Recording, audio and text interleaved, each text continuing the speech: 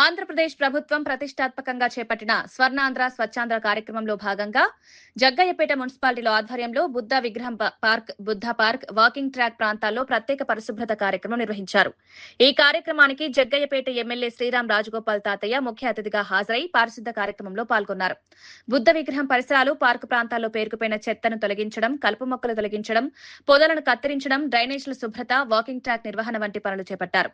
ఈ సందర్భంగా మాట్లాడిన ఎమ్మెల్యే పరిశుభ్రత ప్రతి పౌరుడి బాధ్యత అని, స్వచ్ఛాంధ్ర కార్యక్రమాన్ని ప్రజల ఉద్యమంగా ముందుకు తీసుకువెళ్లాలని పిలుపునిచ్చారు.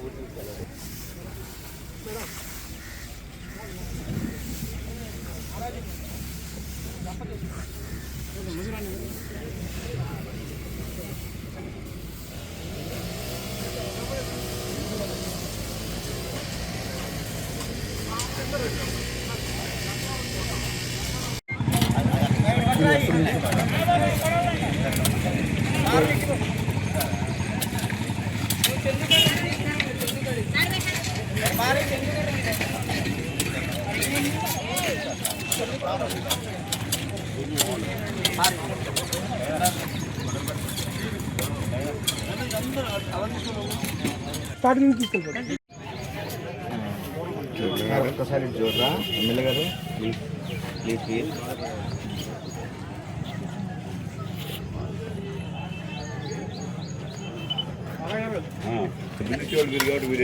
కూడా ఉండాలి. నువ్వు వెళ్ళు చోట్ల వస్తున్నాయి డబ్బులే తీసేవాళ్ళగా గ్లౌజ్ పెట్టుకుంటా అంటే దానికి దానికి దానికి దానికి